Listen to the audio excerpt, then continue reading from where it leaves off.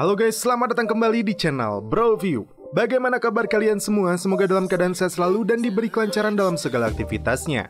Masih bersama saya Stephen yang akan menjelaskan alur cerita filmnya. Kali ini saya akan menjelaskan alur cerita film yang berjudul Hercules. Film Hercules dirilis pada tahun 2014 dan film ini merupakan film petualangan fantasi yang disutradarai oleh Brad Renner. Bagaimanakah kisahnya? Langsung saja, sebelum masuk ke ceritanya seperti biasa, siapkan apa? Ya tentunya Kopai dan Udbray untuk menemani kalian dalam menonton alur cerita film ini. Dan sekarang kita masuk intro.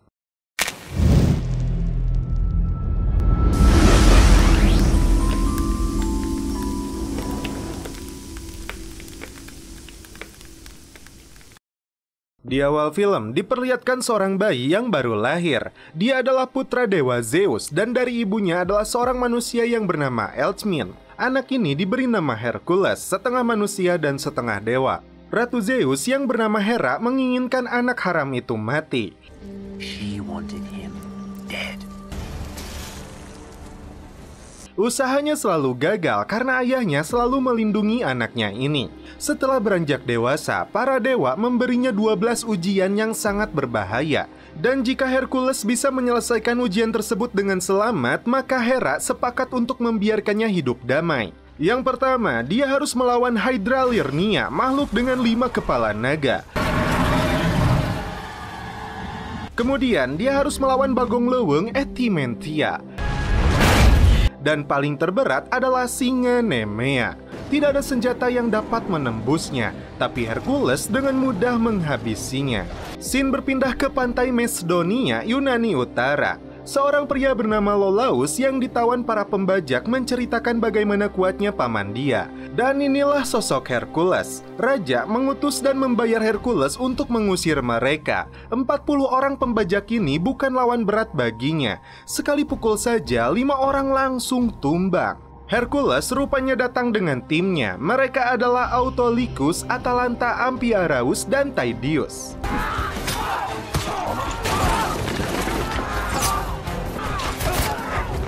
Keponakannya Lolaus selalu menceritakan legenda Hercules kepada setiap orang yang dia temui. Bahkan kisahnya dibuat lebih mendramatisir.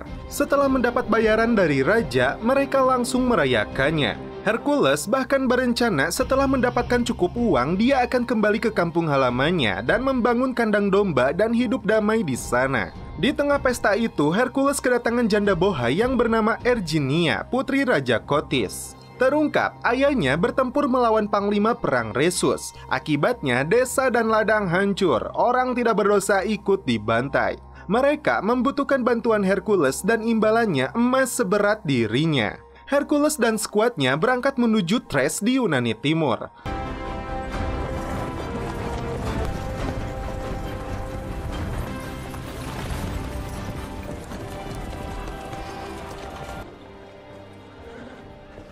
Sesampainya di kerajaan, seorang jenderal bernama Siteklis menyambut Erginia dan Hercules. Di lokasi ini ternyata terdapat patung raksasa Hera. Mereka membutuhkan 5 tahun dan 1000 orang untuk membuatnya. Seorang bocah yang merupakan anak Erginia bernama Erius datang menemui ibunya. Dia bahkan hafal betul 12 ujian yang dilakukan oleh Hercules. Terungkap 3 tahun sebelumnya, Hercules datang ke Athena bertemu anak dan istrinya. Dia bahkan membawakan kepala Hydra ke hadapan raja, yang mereka kira sosok monster. Namun naas, nasib malang menimpa istri dan anaknya. Hercules dan timnya menemui Raja Kotis. Dia memperkenalkan satu persatu rekannya, termasuk Amphiaraus yang dikenal sebagai peramal. Mereka semua dijamu makan malam. Musuh mereka Rhesus menggunakan mantra jahat untuk membantai penduduk tidak berdosa. Dia menggunakan makhluk setengah kuda dan setengah manusia yang hanya bisa dibunuh oleh dewa. Raja Kotis bahkan menunjukkan para pengungsi yang datang mencari suaka ke kerajaannya. Bahkan Erginia menggunakan kecantikan dan status jandoinya untuk meluluhkan hati Hercules. Hercules yakin mereka adalah orang baik, terlebih dia meminta bayarannya dilipat gandakan. Untuk membantu misi Hercules, pasukan mereka dilatih agar makin kuat dan tahan banting. Every last one of you, because your shield wall was weak. Kotis mendapat informasi dari mata-matanya bahwa pasukan Resus sedang bergerak untuk melakukan serangan ke wilayah Besi dalam 6 hari. Mereka harus segera menyerang sebelum korban sipil bertambah banyak. Tidak ada pilihan lain, Kotis meminta bantuan Hercules secepatnya. Jenderal Steklis yang sedang mabuk mencoba merayu Atalanta. Dia salah sasaran karena dia bukan wanita biasa. Lalu, si bocah Erius dibuat terkejut saat melihat Taidius mengamuk dengan rantai di lehernya. Rupanya setiap malam sifat binatangnya akan muncul. Hercules memberi Erius hadiah gigi singa Nemia kepadanya. Dan di keesokan harinya, Hercules dan pasukan Raja Kotis berangkat ke medan tempur meskipun belum layak tempur. Mereka akan menghadapi pasukan Resus.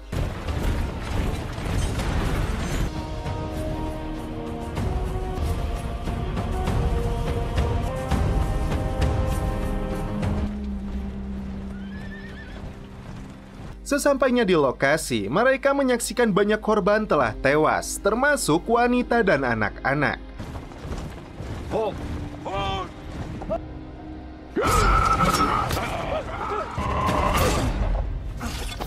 Ternyata mereka masuk ke dalam perangkap dari kaum kanibal. Pasukan membentuk perisai untuk melindungi Raja Kotis.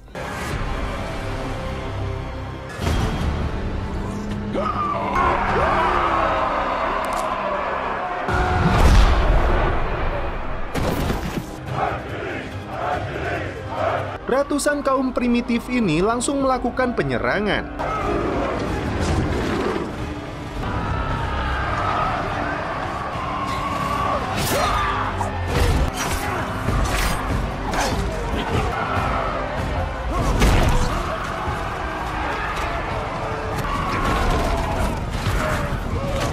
Atalanta dengan busur panahnya bergerak cepat, bahkan dia menaiki sebuah menara agar lebih mudah melesatkannya.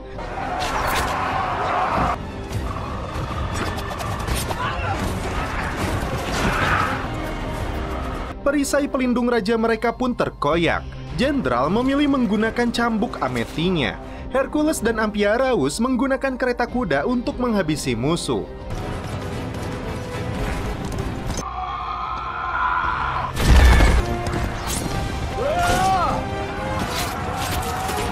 Strateginya berhasil, mereka yang tersisa lari kocar-kacir. Dan dari kejauhan terlihat sosok Resus. Hercules sudah memperingatkan pasukan Raja Kotis belum layak tempur, dan mulai saat ini dia akan melatihnya. Sementara itu, Jenderal hendak memenggal mata-mata mereka, namun Autolycus mencegahnya. Di malam hari, Erginia mengobati luka di tubuh Hercules. Dia teringat istri dan anaknya yang tewas akibat tangannya sendiri. Kemudian, makhluk yang bernama Cerberus, peliharaan Dewa Hades, hendak menyerangnya. Akibat kematian istri dan anaknya itu, Hercules diusir dari Athena. Terungkap dari skuadnya, Hercules tidak tahu pasti apa yang terjadi kepada istri dan anaknya.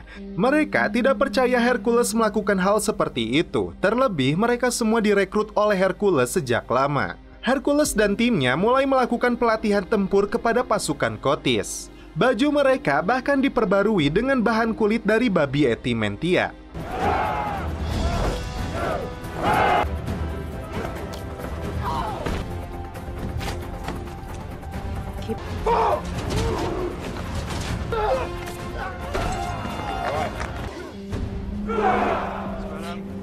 Iolaus yang ahli mendongeng memilih pisau dapur untuk melatih kemampuannya. Pasukan Resus yang setengah kuda dan setengah manusia yang disebut Centaurus diketahui berjumlah ratusan. Mereka berencana untuk mencegatnya di sebuah pegunungan. Amphiaraus berharap kematiannya akan segera datang. Taidius mencoba kembali kemampuan perisai pasukan yang mereka latih dan hasilnya memuaskan.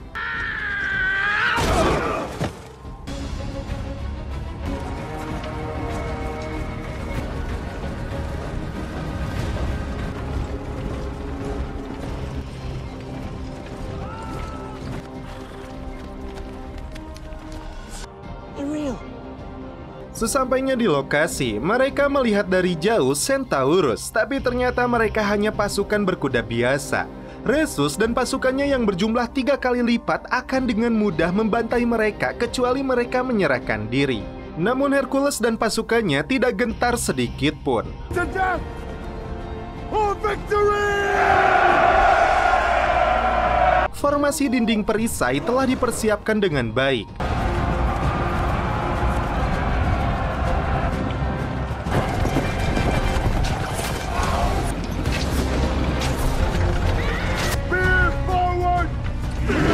Saat mereka mulai menyerang, Atalanta diikuti pasukan pemanah melesatkan ratusan anak panahnya untuk menjatuhkan sebagian pasukan berkuda mereka.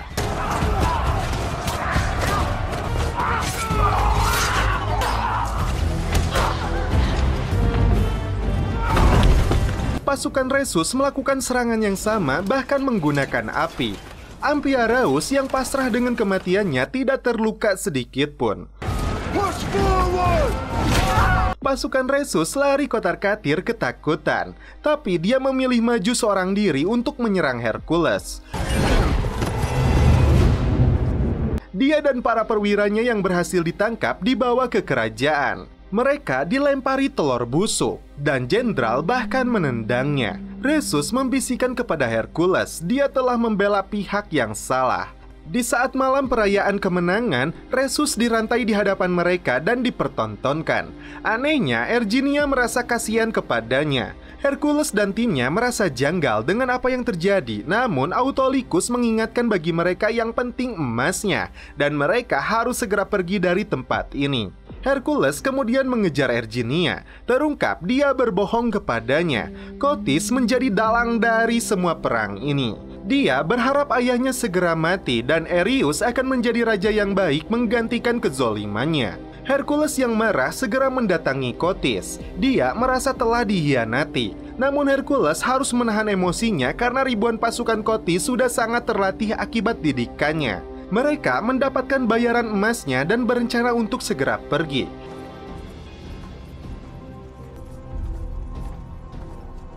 Namun Hercules menolaknya. Dia memberikan jatah emasnya kepada Autolycus diikuti yang lainnya karena menurut Atalanta mereka seperti keluarga melindungi satu sama lainnya. Autolycus pergi seorang diri membawa semua emasnya. Hercules dan yang lainnya kembali ke dalam kerajaan dan berniat membebaskan Rhesus dan Areius. Namun mereka tidak bisa melawan karena ancaman kepada Iolaus dan Areius. Hercules dimasukkan ke dalam penjara dengan tangan terikat rantai besi. Sosok makhluk peliharaan Hades berkepala 3 muncul kembali seperti dalam mimpinya. Rupanya Kotis telah berkomplot dengan Eurystheus untuk memerintah seluruh Yunani. Saat itu Hercules dibius dan 3 serigalanya membantai anak dan istri Hercules. Dan sekarang Erginia akan mereka eksekusi juga. Hercules sekuat tenaga berusaha melepaskan rantai pengikatnya.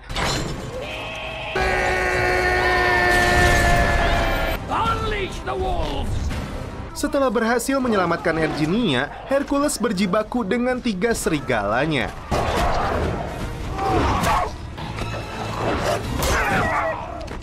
Erginia berhasil membebaskan tim Hercules. Dan tujuan pertama Hercules adalah membalaskan dendam kematian keluarganya kepada Eurystheus. My time.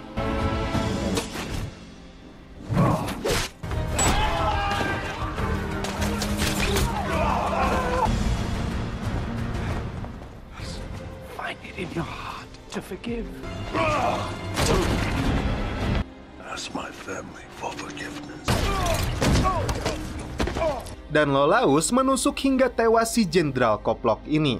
Selanjutnya, mereka harus menghadapi ribuan pasukan Kotis yang sudah memiliki kemampuan tempur. Bring him! Namun Areius mereka jadikan tameng hingga Autolycus kembali datang dan melesatkan anak panahnya. Areius segera berlari dan dilindungi oleh Tydeus. Namun naas, dia terkena anak panah di perutnya, namun tidak menyerah sampai di situ. Dia langsung melakukan serangan hingga tergeletak tidak berdaya akibat banyaknya panah lainnya. Tydeus! Tim menumpahkan minyak api ke arah pasukan Kotis yang berada di bawah kuil.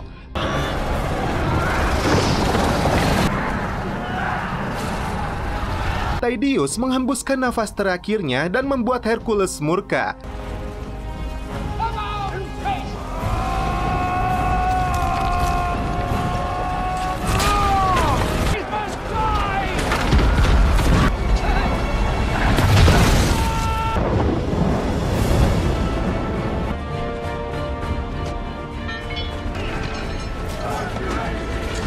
Pasukan ini langsung tunduk di hadapan Hercules, putra Raja Dewa Zeus. I'm supposed to be dead by now. Dan film pun berakhir. Oke guys, bagaimana menurut kalian alur cerita film dari Hercules ini?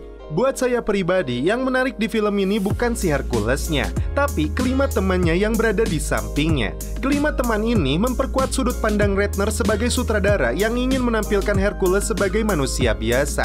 Dan tanpa kelima sahabatnya ini, sudut pandang tersebut tidak akan tercapai. Benar, film ini sangat menghibur, apalagi dengan celetukan-celetukan lucu yang keluar dari mulut Hercules dan rekan-rekannya yang cukup membuat film ini lebih segar dan tidak menjadi sebuah film yang sangat serius. Yap, jangan terlalu serius, ngopai dulu. Mantap. Oke guys, cukup sekian alur cerita film ini. Salam penutup seperti biasa dari kami. Mohon maaf bila ada kata-kata yang kurang berkenan di hati kalian. Mohon dimaafkan ya. Salam perfilman duniawi. Keep enjoy.